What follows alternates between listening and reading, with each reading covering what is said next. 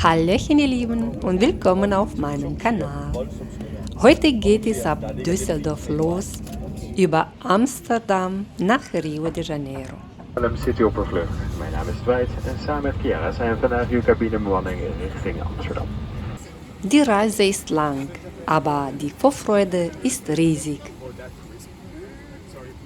Wir landen nachts in Rio de Janeiro. Unter uns funkelnde Lichter zwischen Meer und Bergen. Schon von oben spürt man, diese Stadt ist pure Magie.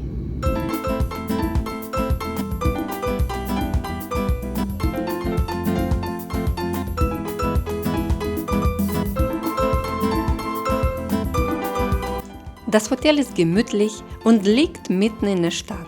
Perfekt, um vieles zu Fuß zu erkunden und direkt das echte Leben von Rio zu spüren. Musik, Verkehr, lachende Menschen, überall Bewegung. Den ersten Tag starten wir mit einem deutschsprachigen Reiseführer in Santa Teresa. Dieses Viertel liegt auf einem Hügel und ist bekannt als Künstler- und Einheimischer-Viertel. Alte Villen, Kopfsteinpflaster, kleine Ateliers und ganz viel Charme. Es wirkt wie ein kleines Dorf mitten in der Großstadt. Außerdem sieht man hier viele kleine Straßenstände. Menschen, oft aus den umliegenden Favelas, bauen einfache Stände am Straßenrand auf und verkaufen Getränke. So verdienen sie sich ein bisschen Geld dazu. Das gehört hier ganz selbstverständlich zum Alltag. Hier kann man die berühmten brasilianischen Käsebällchen kaufen und genießen.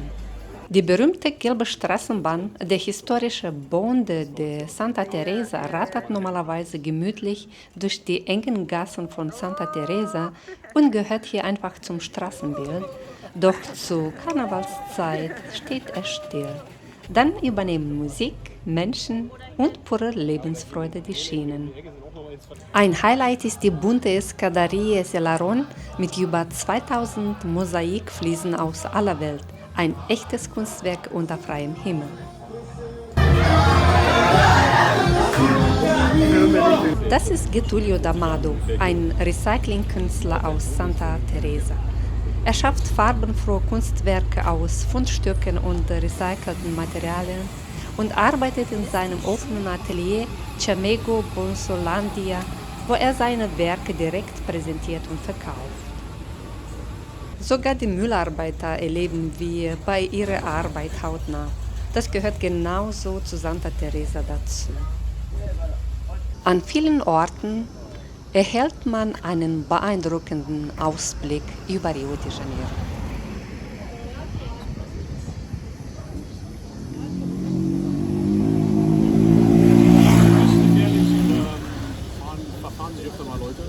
Weiter geht es zu zwei wunderschönen Aussichtspunkten. Zuerst zum Mirante Dourado Molado, etwas ruhiger und mit tollem Blick über die Stadt. Danach fahren wir zum Mirante Dona Marta. Dieser Aussichtspunkt liegt etwa 360 Meter über dem Meeresspiegel. Am Mirante Dona Marta begrüßen uns kleine, wild lebende Affen, meist Marmosetten, genannt Micos. Sie leben in den Bäumen des Parque Nacional da Tijuca.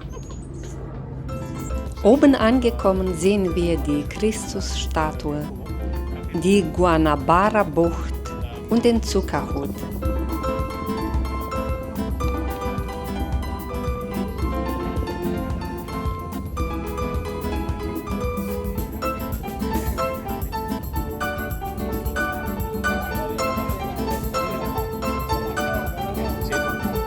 Ein Panorama, das man nie vergisst. Danach fahren wir in den Tijuca-Regenwald, einen der größten urbanen Regenwälder der Welt. Mehrere Wasserfälle sorgen für Abkühlung bei über 30 Grad.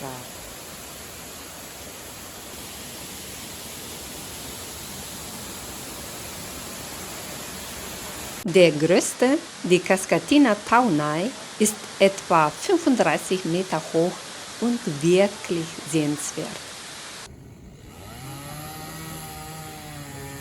Von der Vista Chinesa aus beobachten wir, wie ein Baum gefällt wird, um den Blick über Rio de Janeiro wieder freizugeben.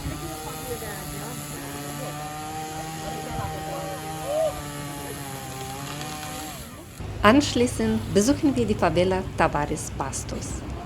In Rio gibt es über 1000 Favelas mit rund 1,5 Millionen Einwohnern. Viele Favelas haben mit Armut und Kriminalität zu kämpfen, aber Tavares Bastos gilt als einer der sichersten Favelas der Stadt.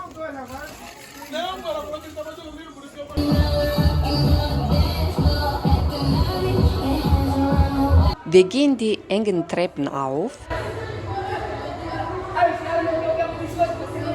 zwischen engen Gassen und schlichten Häusern, die übereinander gebaut sind.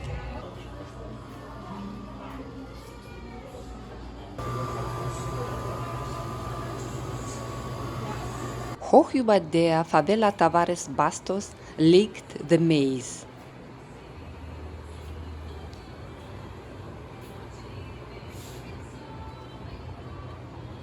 Ein kunstvolles Gästehaus mit legendären Jazzabenden und einem traumhaften Blick über die Guanabara-Bucht. Ein Ort, der zeigt, dass nicht alle Favelas gleich sind.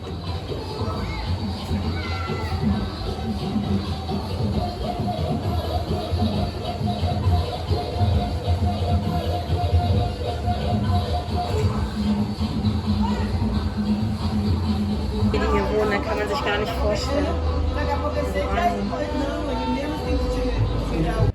The Maze ist ein architektonisches Kunstwerk aus bunten Mosaiken, verwickelten Treppen und handverlegten Fliesen.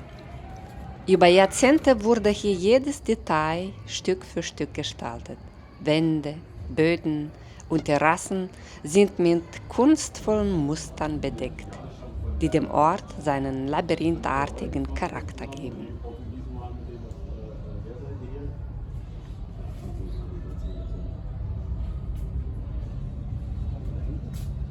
Wasser gebaut ist, mit diesen hohen Betonwänden. Genau, das ist Santa Cruz da Barra, das ist ein Fort. Okay.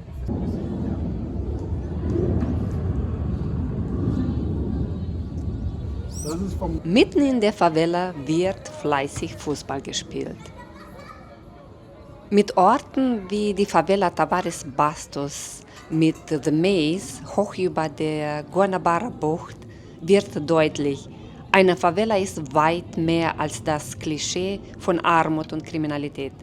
Sie ist ein lebendiger Stadtteil mit eigener Geschichte, eigener Kultur und Menschen, die ihn prägen. Zum Abschluss steigen wir in den kleinen Bus, der die Menschen täglich hinauf und hinunter zur Favela Tavares Bastos bringt. Langsam fahren wir die schmalen Straßen wieder hinab und schauen noch einmal zurück. Wir nehmen nicht nur Bilder mit, sondern viele Eindrücke, neue Perspektiven und ein besseres Verständnis für diesen besonderen Ort. Es ist eine Erfahrung, die berührt und die man so schnell nicht vergisst.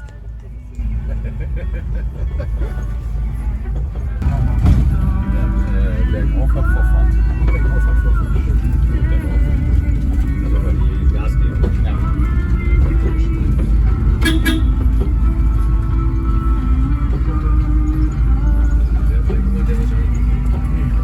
Ein besonderer Dank geht an unseren deutschsprachigen Reiseführer Sascha, der diesen Tag mit so viel Herzblut für uns organisiert und uns die schönsten und spannendsten Ecken von Rio de Janeiro gezeigt hat.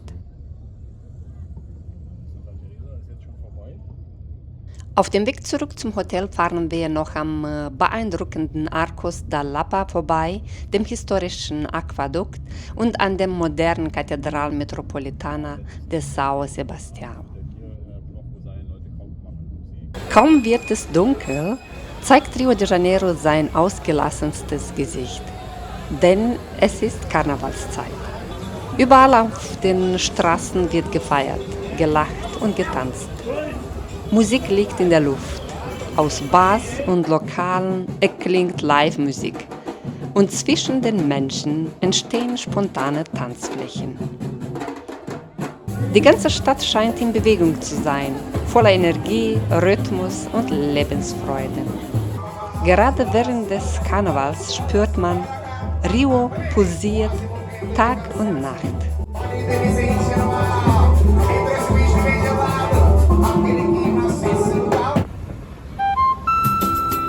Wenn man in Rio de Janeiro ist, natürlich darf die Copacabana nicht fehlen.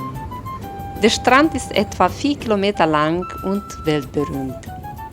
Besonders bekannt ist die Promenade mit ihrem schwarz-weißen Wellenmuster. Hier trifft sich ganz Rio.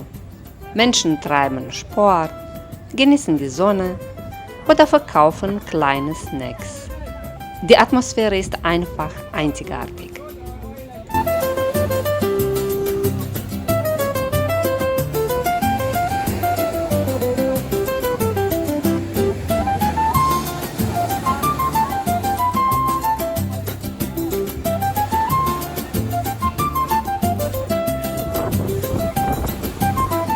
Am Abend geht es ins Sambodrom.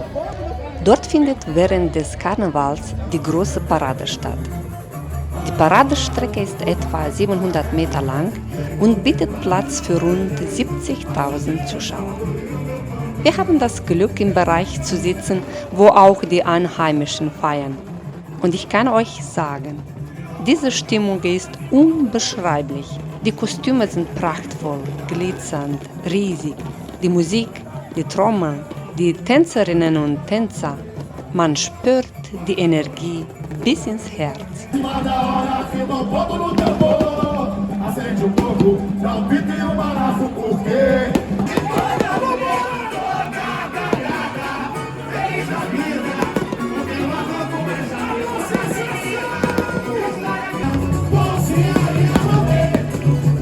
Am nächsten Tag fahren wir mit dem Uber bis zum Park Largo do Machado.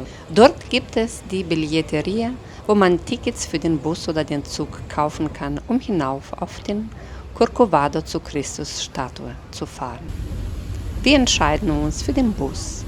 An einer Zwischenstation muss man die Tickets für die Christusstatue, Cristo Redentor, kaufen. Mit dem Bus geht es weiter nach oben. Und nur noch ein paar Treppen trennen uns von der Statue. Dann steht sie vor einem in voller Pracht. Die Christusstatue ist 30 Meter hoch und wurde 1931 eingeweiht. Sie gehört zu den 7 Weltwundern. Wenn man davor steht, bekommt man wirklich Gänsehaut. Und der Blick über die Stadt ist einfach gigantisch.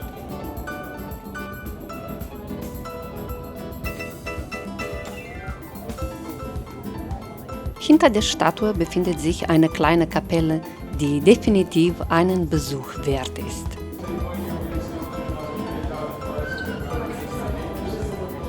Am selben Tag besuchen wir noch den Zuckerhut.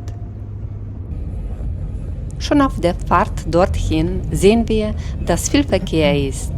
Die Menschen feiern auf den Straßen Karneval, überall Musik und gute Laune. Der Zuckerhut ist 396 Meter hoch. Mit der Seilbahn geht es in 2 Etappen nach oben. Zuerst auf den Morro da Urca,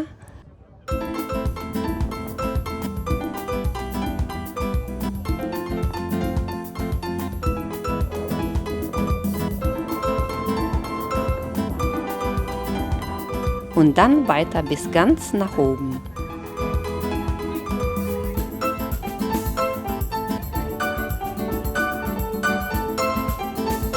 Von dort hat man einen spektakulären Blick über Rio, besonders bei Sonnenuntergang.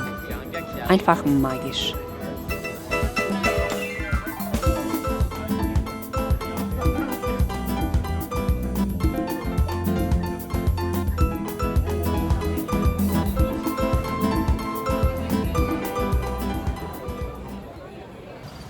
Sehr sehenswert ist auch ein Spaziergang durch die Innenstadt. Man entdeckt alte Gebäude mit wunderschönen Fassaden.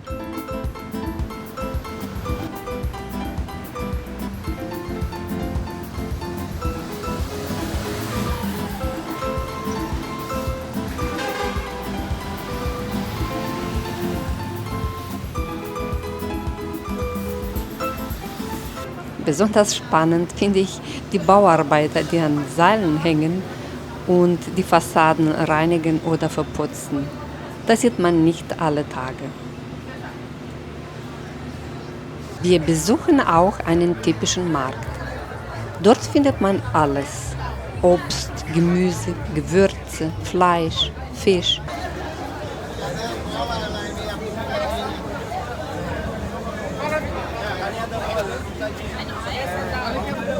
Was uns besonders auffällt, der Fisch liegt teilweise ungekühlt in der Sonne. Das wäre in Deutschland undenkbar, aber hier gehört es zum Alltag.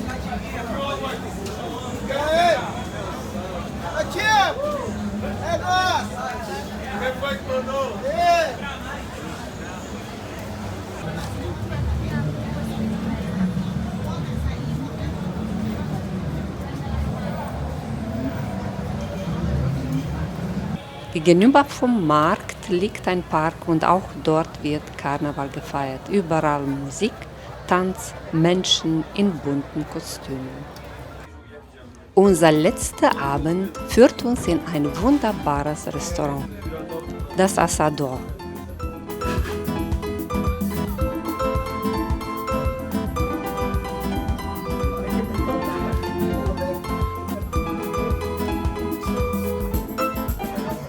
Es liegt im Flamenco-Viertel mit Blick Richtung Zuckerhut.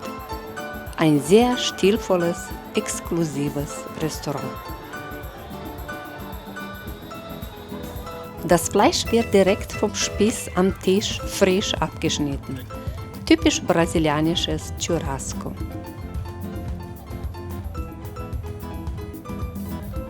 Und das Dessert, eine Crème Brûlée, wird direkt vor unseren Augen karamellisiert, wahlweise in 3 köstlichen Geschmacksrichtungen: Schokolade, Vanille und Zitrone.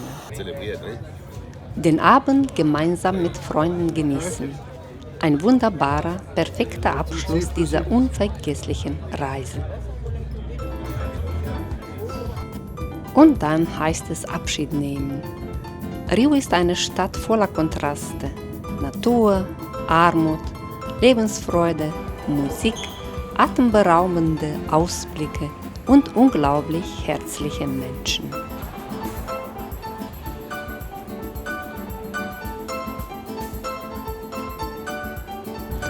Ich hoffe, ihr hattet Spaß beim Zuschauen.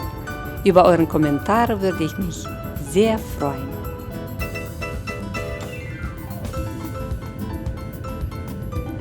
Noch einmal ein letzter Blick über Rio de Janeiro. Von 35 Grad zurück nach Deutschland. Regen, Schneeregen und nur 1 Grad. Das ist wirklich eine Umstellung. Bleibt gesund, ihr Lieben. Bis zum nächsten Mal. Eure Tati. Tschüssi.